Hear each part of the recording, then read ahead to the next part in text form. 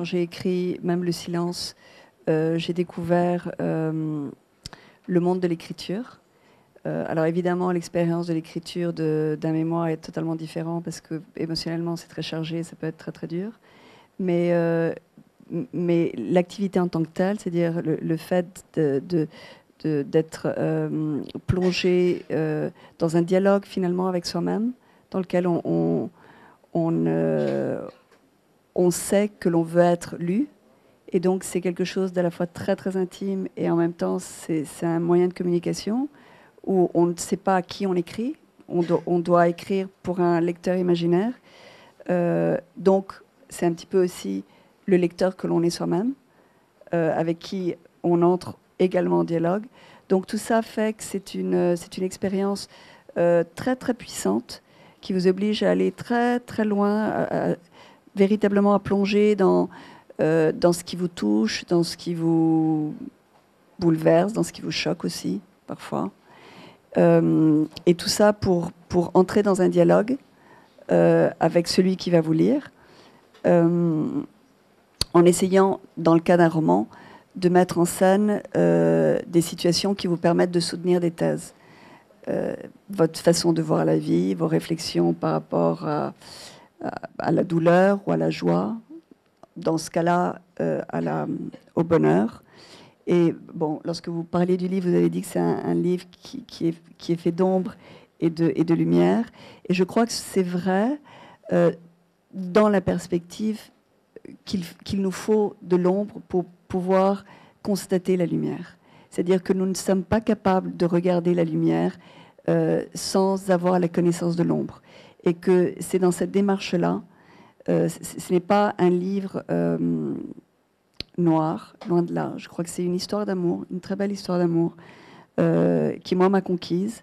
C'est l'histoire d'une femme qui se cherche à elle-même et qui cherche les clés du bonheur.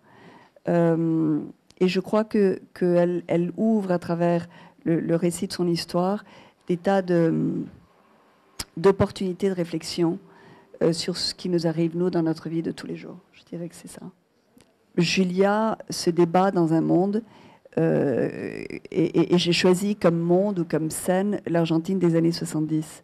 Ça aurait pu être n'importe où ailleurs, mais c'est vrai que il y a eu plusieurs choses. D'abord, le désir d'écrire un roman dans lequel les personnages fussent obligés d'être devant des choix existentiels forts. Et que, évidemment, l'Argentine des années 70, parce que c'était une dictature, parce qu'il y a eu un génocide de jeunes, ça a été surtout des jeunes, enfin, ça a été que des jeunes qui ont été assassinés, parce qu'ils pensaient et qu'ils voulaient ce que nous voulons, c'est-à-dire la liberté, le bonheur, la possibilité de vivre d'une façon authentique. Que ce sont ces jeunes des années 70 qui ont disparu en Argentine, c'était des jeunes qui se sont nourris. Alors moi, je parle de ma génération, mais je sais que nous sommes tous un petit peu les enfants de mai 68. C'est-à-dire qu'on a tous été marqués par ces jeunes qui voulaient la liberté de penser autrement, qui étaient dans l'irrévérence, mais une irrévérence créative. Et ici, en France, c'est merveilleusement soldé par un renforcement de démocratie, d'une certaine façon. Et on ne se rend pas compte de la chance que nous avons eue, sauf quand on le voit en perspective avec d'autres pays, comme par exemple l'Argentine, où ces mêmes jeunes, avec les mêmes idéaux, les mêmes drapeaux, la même envie de vivre, se sont retrouvés écrasés par la botte de militaires intolérants, avec une soif de pouvoir sans limite, etc., etc. Donc Julia, elle va naître dans cette Argentine, donc dans laquelle Perón est absolument l'icône, le mythe. Et à 16 ans, elle va découvrir l'engagement politique, en même temps que l'amour. En général, c'est toujours la même chose. Enfin, Euh, on s'engage par amour, je crois, quand on a 16, 17 ans. Et elle, ça va être son cas. Et elle va se retrouver emportée par le tsunami de l'histoire. Et pourquoi ça m'intéressait? Parce que, bon, d'abord, ça a été mon cas. Moi aussi, j'ai été emportée par le tsunami de l'histoire colombienne. J'aurais aimé ne pas être emportée comme cela. J'avais mon projet de vie qui était différent. Mais voilà, j'ai pas choisi, mais ça a été ce qui m'est arrivé. Et je crois qu'en France, nous avons eu beaucoup, beaucoup de familles qui ont été témoins et qui ont été, elles aussi, le centre de faits parallèles, c'est-à-dire de personnes qui, un jour, tranquillement, à la maison, se retrouvent avec la nouvelle qu'il y a une seconde guerre mondiale. Et voilà, eh ben, il faut partir. Et puis, les couples sont séparés. La vie change tout d'un coup. Et nous sommes tous le fruit de ce passé. De passé de famille, mais c'est le passé d'une nation également. Et je crois que c'est une réflexion qu'il est important d'avoir, parce que nous ne sommes pas à l'abri que ça recommence.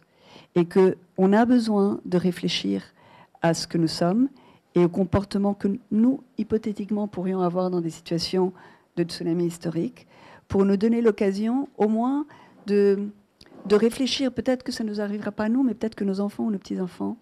Et que je sais que dans mon cas, le fait d'avoir été en France, d'avoir été élevé ici, d'avoir vu à longueur de journée des films sur la résistance, eh bien, c'est vrai que lorsque j'ai été en captivité, ben, j'avais quand même des codes.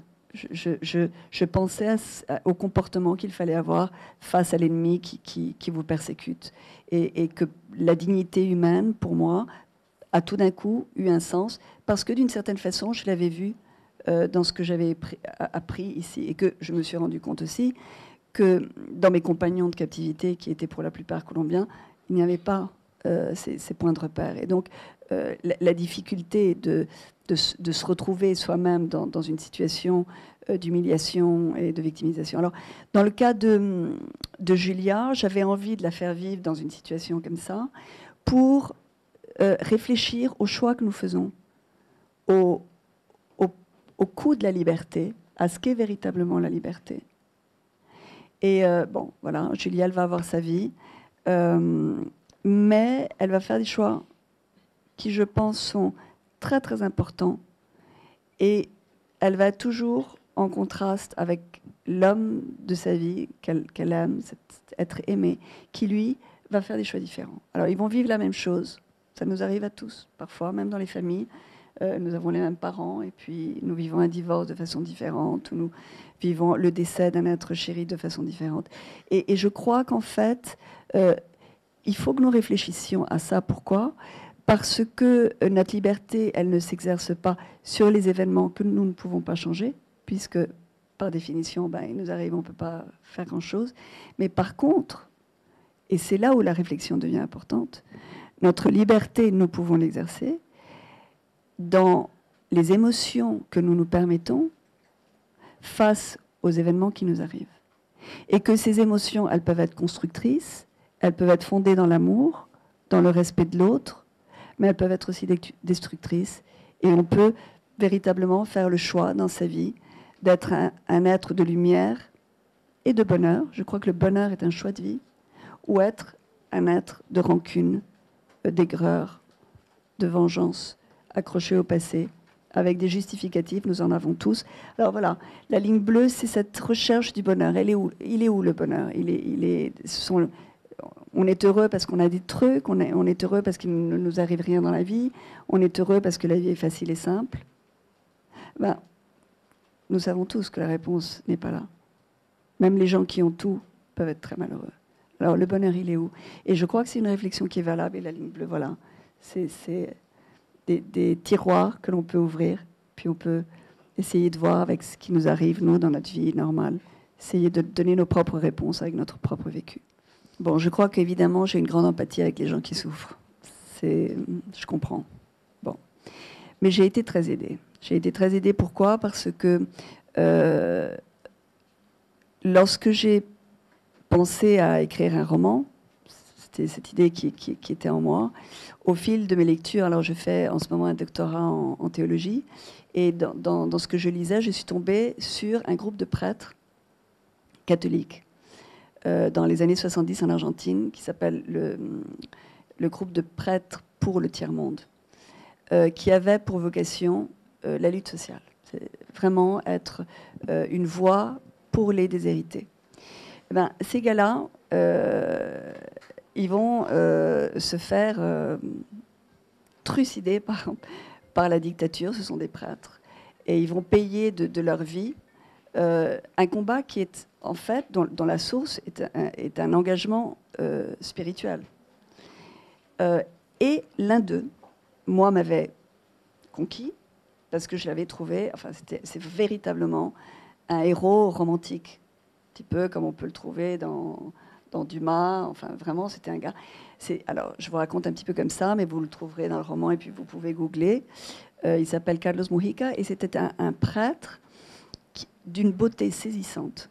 Vraiment, il faut regarder ses portraits, enfin, ses photos, parce que c'est vraiment comme un acteur de Hollywood, un type très très beau, qui en plus était d'une famille très puissante. Son père faisait partie du gouvernement, c'était l'oligarchie, disons, argentine.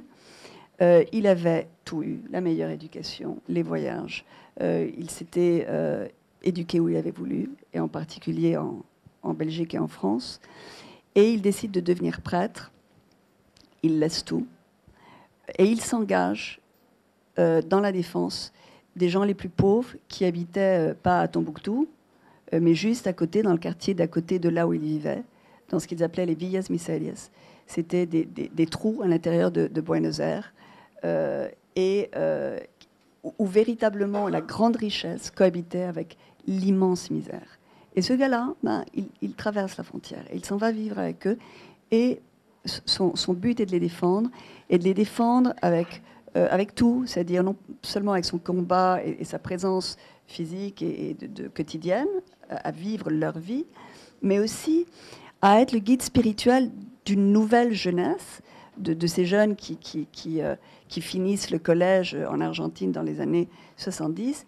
Et puis, justement, ces jeunes-là deviendront, quelque temps après, les chefs d'une guérilla qui s'appelle les Montoneros. Alors, évidemment, le gars, il n'est que séduisant. Alors, moi, j'avais déjà dans mon idée de réfléchir sur ce qu'il avait fait, ce qu'il était. Et un jour, je suis en vacances en Australie. Alors, il faut vraiment le faire. L'Australie, entre l'Australie et l'Argentine, vraiment, il n'y a aucune relation. Ceci dit, moi, je suis sur une plage sable blanc en Australie. Et puis, j'ai une femme qui s'approche et qui me dit « Ah, j'ai lu votre livre. » Alors, elle parlait du premier, de Même le silence.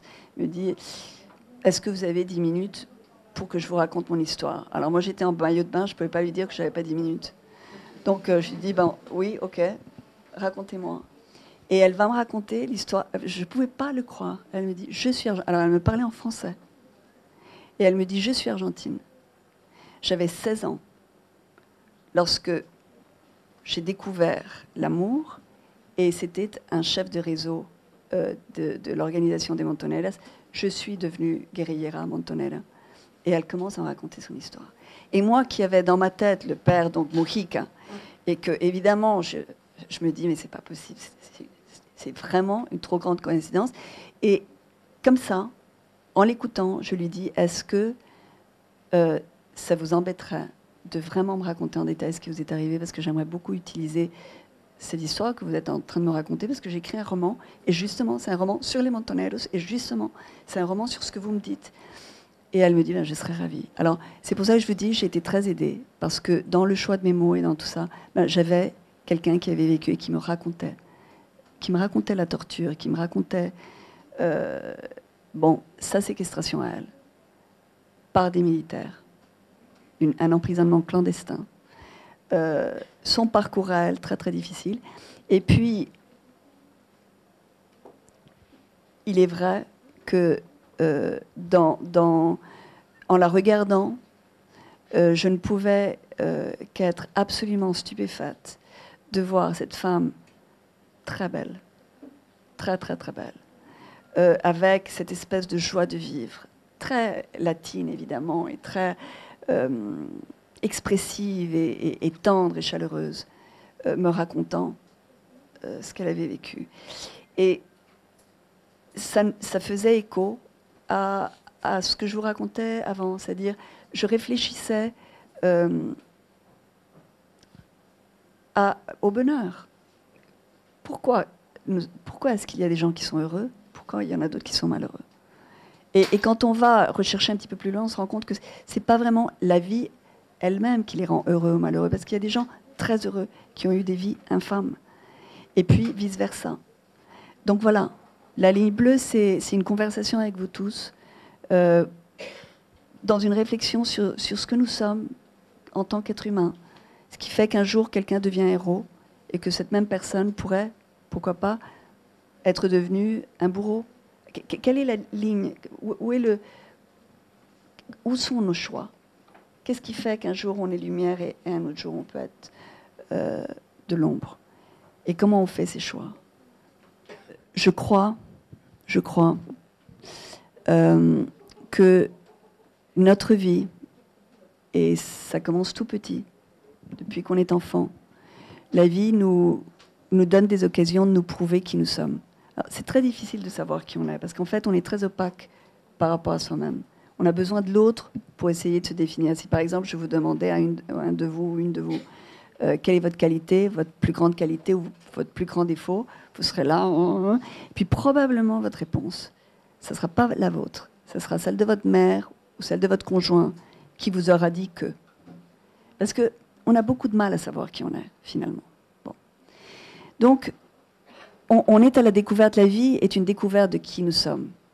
Et pas seulement une découverte, mais en plus, on se découvre et en même temps, on se façonne. Et ça, c'est un concept très sartrien auquel je crois. Pas tout dans Sartre me convoque, mais ça, j'y crois fermement. C'est que nous sommes nos décisions. C'est-à-dire que d'une certaine façon, les décisions que nous prenons, même tout petits, d'abord nous façonnent en tant qu'être humain, mais aussi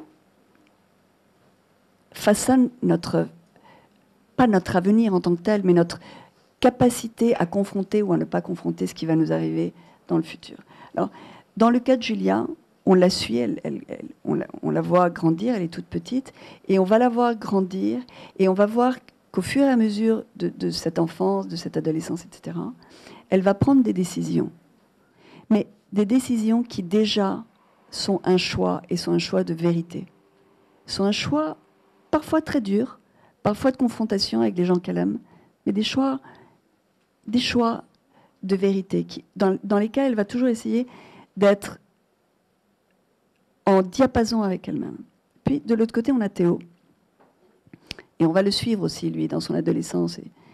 Et Théo, c'est un gars c'est un héros. Vraiment, il a envie d'être un héros. Il veut se battre. Sa chambre est remplie des posters des gars qu'il admire et avec lesquels il va. Mais chaque fois que la vie lui donne la possibilité d'être à tout petite escale, enfin en petite échelle, le héros qu'il prétend être, Théo, il se débine. On ne le voit pas. Dans la lecture, probablement, mes lecteurs probablement ne verront pas ça. Mais au fur et à mesure, ce que je voulais montrer, c'est qu'on se crée soi-même. Et on se donne la possibilité de devenir grand ou de ne pas de devenir grand, de devenir patient ou de ne pas devenir patient, de devenir vrai ou de ne pas devenir vrai. Et que, heureusement, et c'est ça ce qui est extraordinaire dans la vie, c'est que chaque fois la vie nous donne de nouvelles opportunités de nous réinventer nous-mêmes. Nous pouvons nous réinventer. On peut avoir été celui qu'on ne voulait pas être pendant 60 ans, et puis un jour se dire, bon ben voilà, ça suffit maintenant. La prochaine fois que ça m'arrive, je ne vais pas réagir comme ça. La prochaine fois que ça m'arrive, je vais faire ça. Et puis la prochaine fois, elle se présente. C'est ça qui est extraordinaire dans la vie. On a toujours des tests de rattrapage.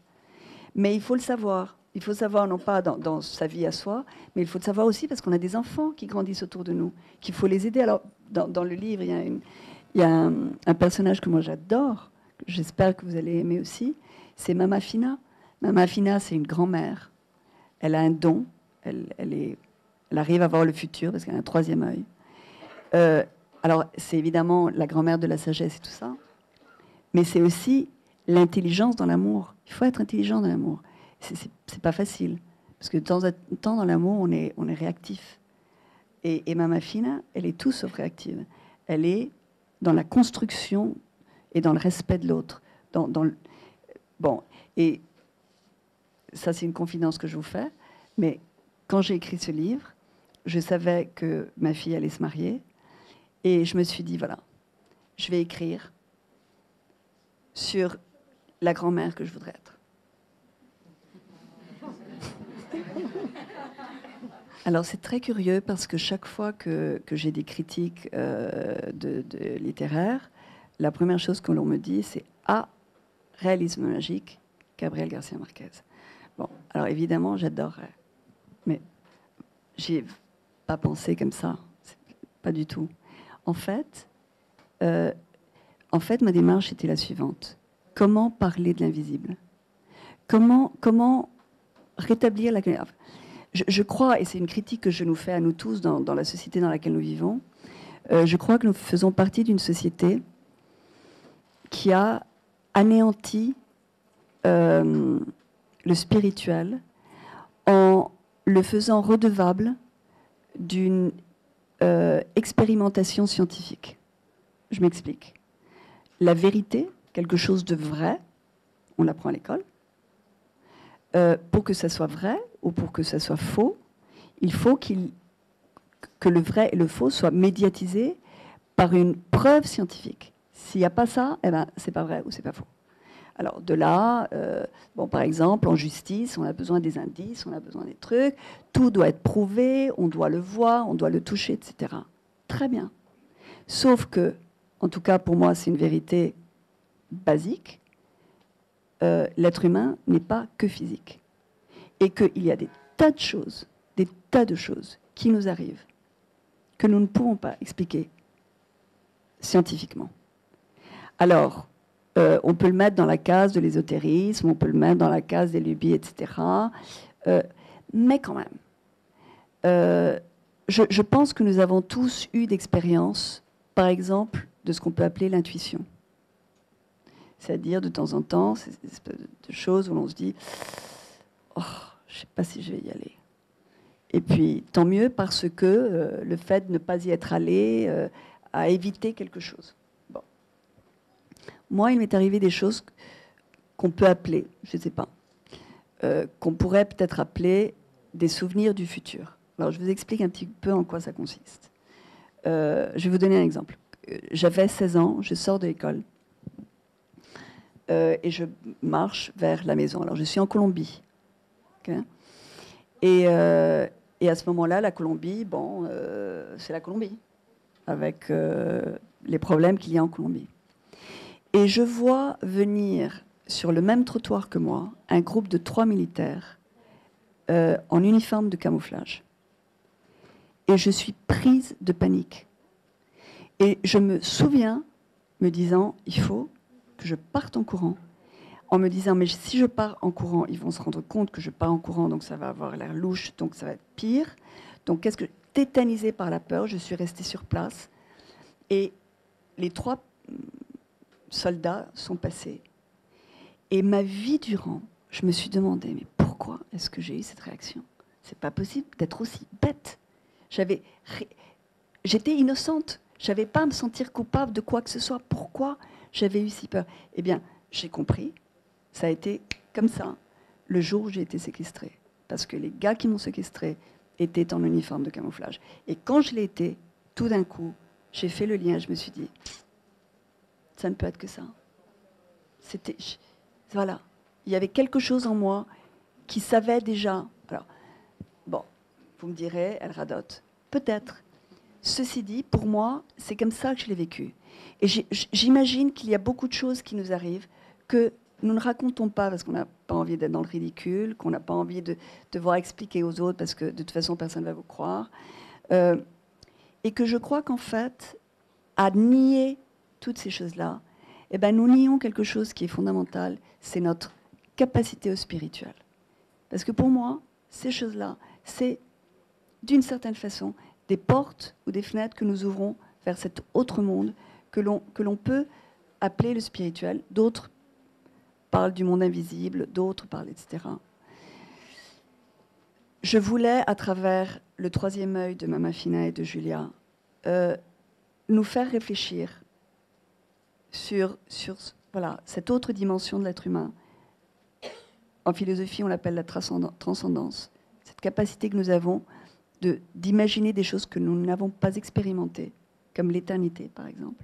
Et pourtant, c'est un concept que nous comprenons rationnellement, même si ça ne fait pas partie de notre expérience physique, même si ça ne peut pas être démontré scientifiquement. Et pourtant, c'est un concept que nous comprenons, etc., etc. Donc, c'est vrai que... là, je voyais que vous souriez quand j'ai dit que je ne pensais pas à Garcia Marquez, mais c'est vrai, je ne pensais pas à Garcia Marquez.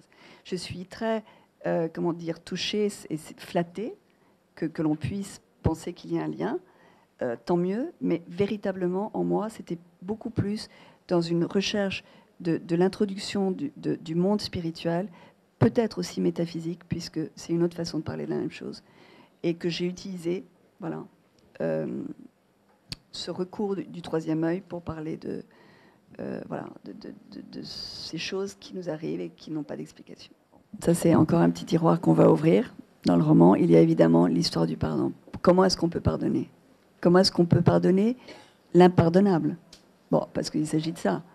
Le reste, on peut le pardonner facilement.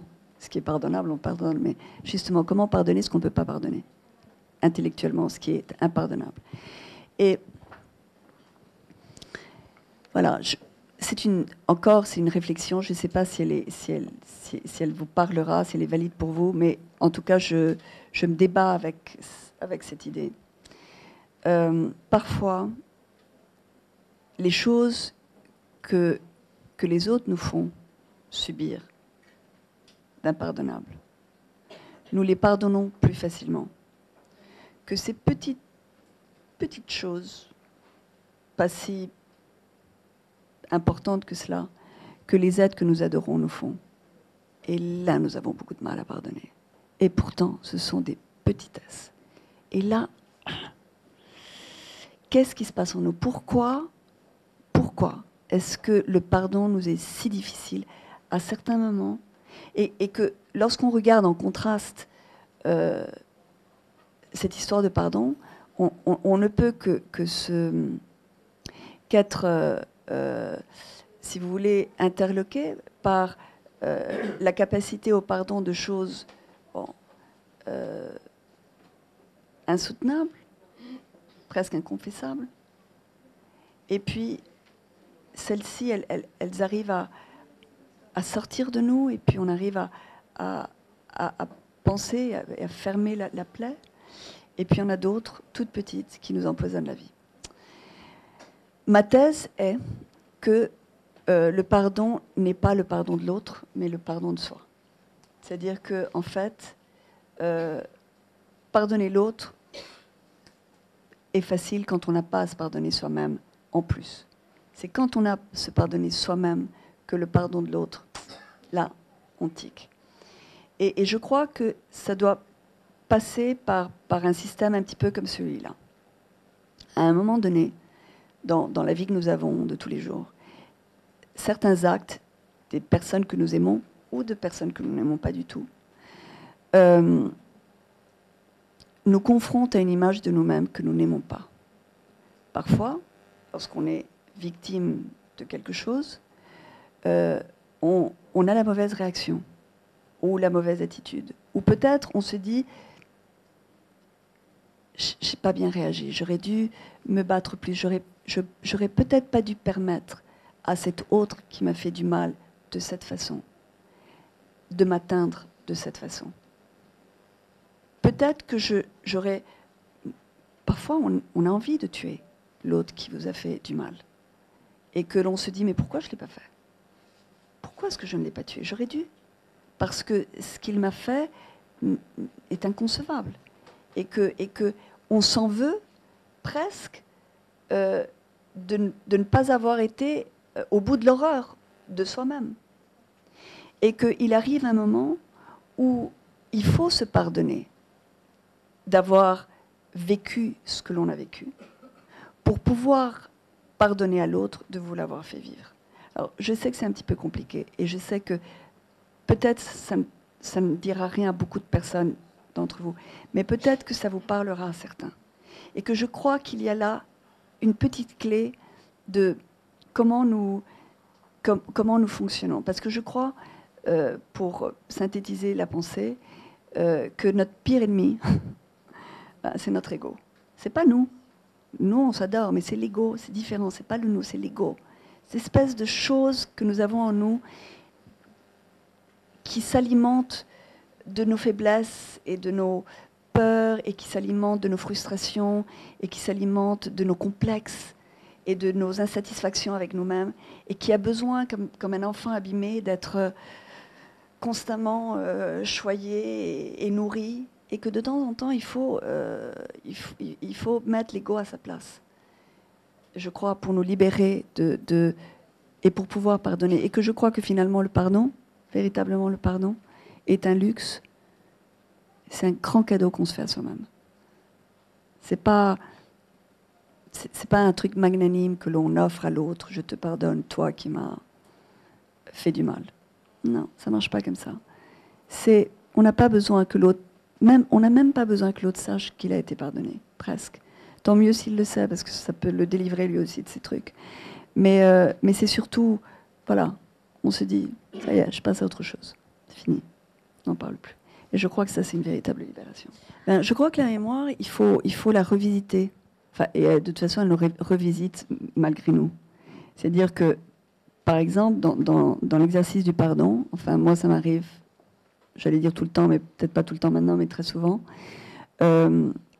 d'avoir pris la décision rationnelle et émotionnelle d'avoir pardonné quelqu'un, d'avoir pardonné un événement, d'avoir pardonné une situation.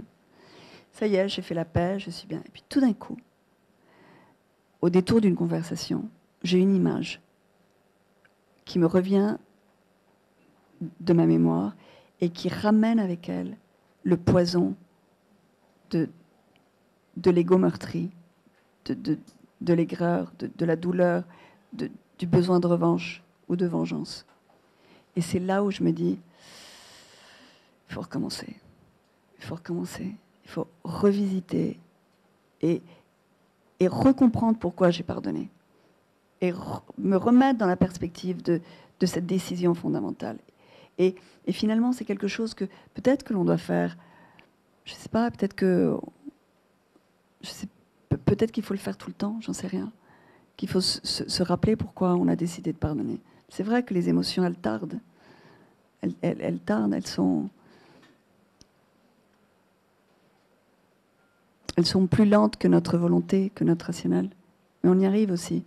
Mais il faut aussi se connaître, savoir qu'il y a plusieurs temps dans notre psyché. Il y a le temps réel, et puis il y a le temps de nos émotions, il y a le temps de nos décisions, il y a le temps de nos fantasmes. Et ils sont pas nécessairement coordonnés. Ils peuvent être en décalage. Donc il faut se donner un petit peu le temps pour que les émotions arrivent à rattraper la décision rationnelle. La culpabilité est une situation qu'il faut regarder avec beaucoup de respect.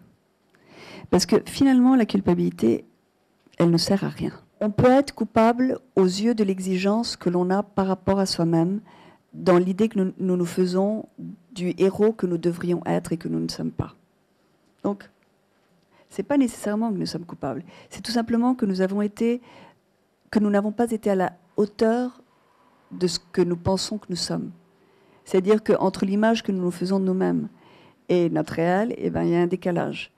Ça ne veut pas dire qu'on soit coupable. Ça veut dire tout simplement qu'il nous faut encore ramer pour devenir au potentiel de l'être humain que nous savons que nous pouvons être. La culpabilité, évidemment, elle est importante. Pourquoi ? Parce que c'est une conscience de quelque chose que nous avons fait et que nous n'aurions pas dû faire. Alors, et il faut faire la part des choses. La culpabilité vis-à-vis de soi-même, il faut véritablement essayer de disséquer ça, parce qu'on se fait beaucoup de mal à se sentir coupable. Se sentir coupable, pourquoi je me sens coupable parce que j'ai pas appelé un tel et que... Bon, oui, mais peut-être que c'était pas le moment. Peut-être qu'il y a aussi d'autres façons de démontrer l'amour. Peut-être qu'il faut aussi se discipliner dans sa culpabilité. Il ne faut pas tout le temps être dans cette espèce de harakiri ou de... Non. Il faut être très sain avec soi-même. Et l'amour requiert d'être sain pour ne pas faire porter aux autres le poids de nos culpabilités. Ça nous arrive beaucoup aux mamans, d'être là, à essayer d'être plus tendre que de nature parce que nous sentons coupables, parce que nous avons raté le déjeuner. Ben, tant pis. Je veux dire, voilà, il faut faire la part des choses de façon à être sain dans la relation d'amour que nous avons avec les autres. La culpabilité juridique est importante dans le sens où elle permet une reconnaissance des faits qui ont besoin d'un jugement.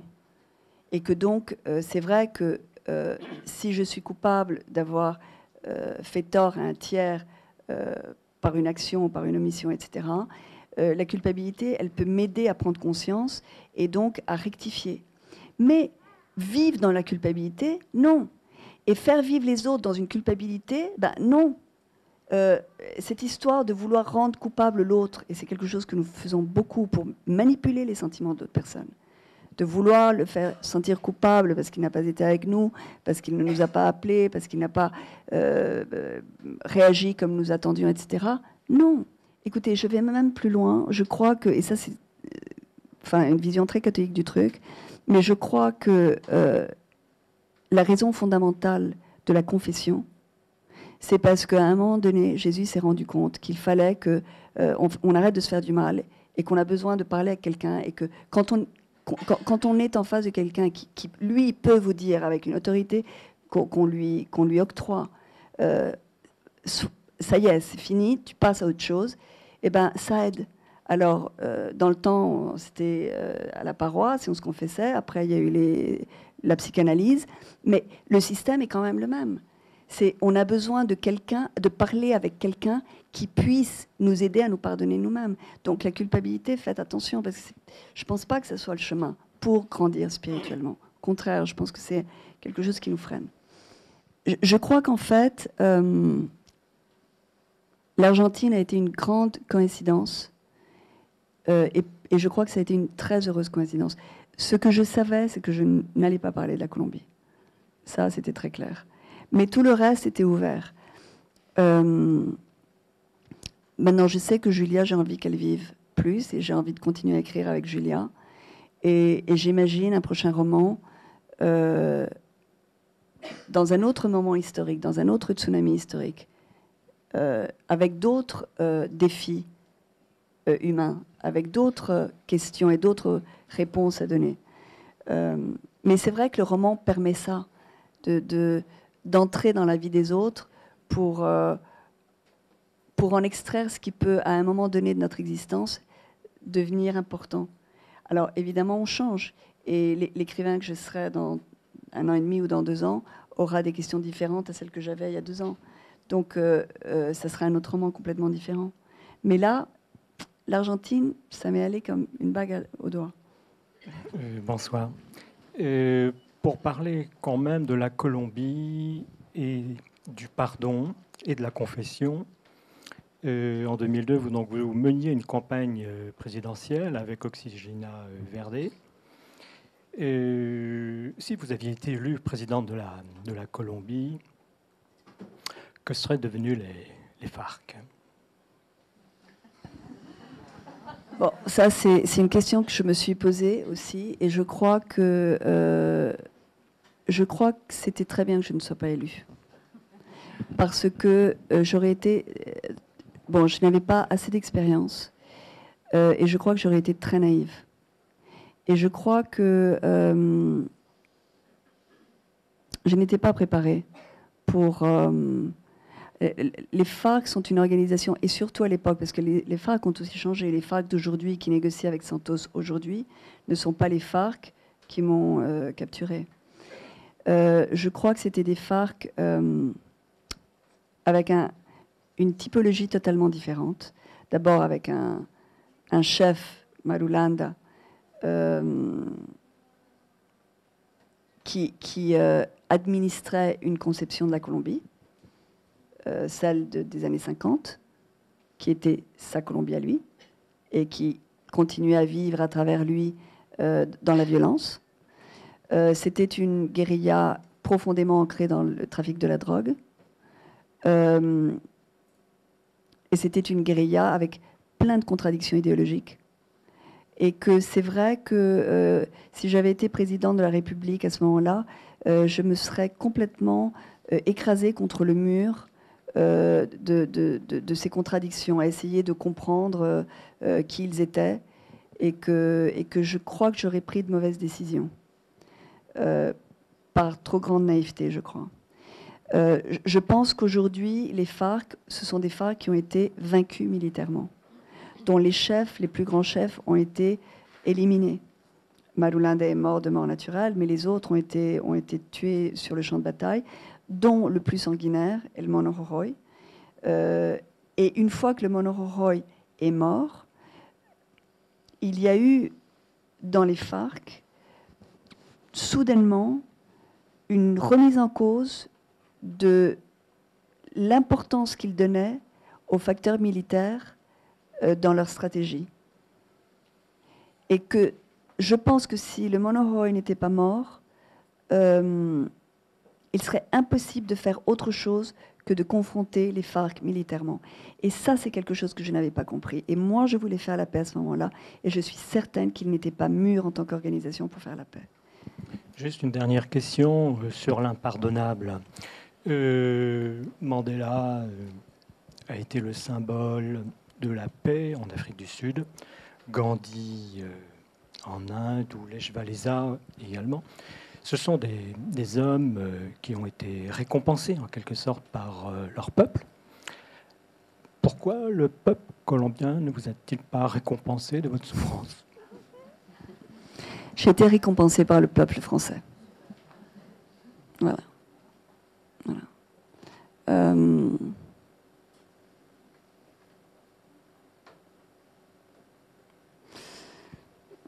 Je pense que le peuple colombien vit une évolution qui est très importante. Il y a des prises de conscience peu à peu qui se font. C'est un pays encore très polarisé, dans lequel la moitié de la population veut encore la guerre. Mais heureusement, dans les dernières élections, il y a 3 mois, c'est la paix qui a gagné. Et pour moi, c'est déjà un indice d'une maturité. Alors, je vais utiliser un mot qui va peut-être vous choquer, mais d'une maturité spirituelle en tant que nation. C'est-à-dire que je crois véritablement qu'il y a en ce moment en Colombie un parcours qui se fait dans la prise de conscience de l'abomination qui a été vécue par la justification systématique de la guerre comme moyen pour donner une solution au problème du pays. On a mis beaucoup, beaucoup de temps. Et que c'est vrai que dans un pays polarisé comme cela, des personnes qui parlent un autre langage sont toujours mal compris. La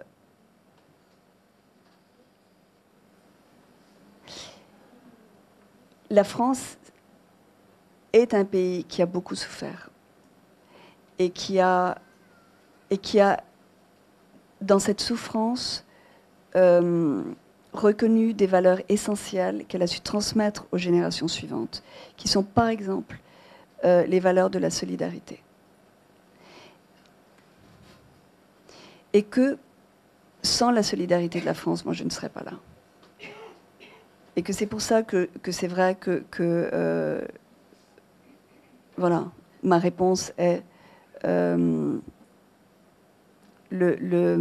l'incompréhension de la Colombie est atténuée dans mon cœur par l'immense tendresse et compassion qui m'est très généreusement donnée en France, constamment. Tous les jours, j'ai des gens, tous les jours, mais vraiment, quand je dis tous les jours, c'est tous les jours que je suis en France, dans la rue, j'ai quelqu'un qui s'approche pour m'embrasser. Bien, merci beaucoup Ingrid Betancourt pour cette rencontre et pour votre présence ici.